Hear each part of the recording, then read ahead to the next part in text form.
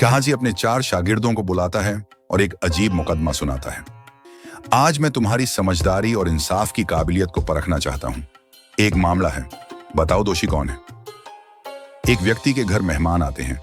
वह अपनी तरफ से अच्छे से स्वागत करता है और खीर बनवाने का निर्णय लेता है। नौकर दूध लेने जाता है। रास्ते में एक चील ऊपर से गुजरती है जिसके पंजों में सांप है। सांप के मुंह से झर की कुछ बूंदें दूध में गिरती हैं। खीर बनती है, मेहमान खाते हैं और मर जाते हैं। पहला शागिर्द, गलती नौकर की है, उसे बर्तन ढककर लाना चाहिए था, वही दोषी है। काजी, सही बात है कि बर्तन ढकना चाहिए था, लेकिन यह इतनी बड़ी गलती नहीं कि उसे मौत की सजा दी जाए। दूसरा शागिर्द, मालिक ने खीर पहले खुद नहीं चखी, उसकी लापरवाही से सब मरे। काजी, यह सिर्फ एहतियात है, लेकिन यह हत्या नहीं बनती।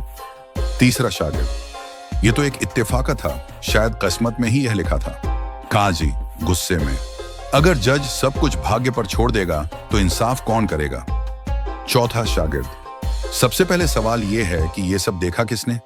किसने देखा कि चील के पंजों में सांप था? किसने देखा कि झड़ दूध में गिरा? अगर नौकर ने देखा तो वही दोषी, अगर मालिक ने देखा तो वो दोषी, अगर किसी ने नहीं देखा तो जिसने यह कहानी बनाई है वही झूठा है और वही कातिल है। काजी, शाबाश, यही सच्ची न्यायिक सोच है। तुम काजी बनने के योग्य हो। इंसाफ गवाह और सबूत पर होना चाहिए।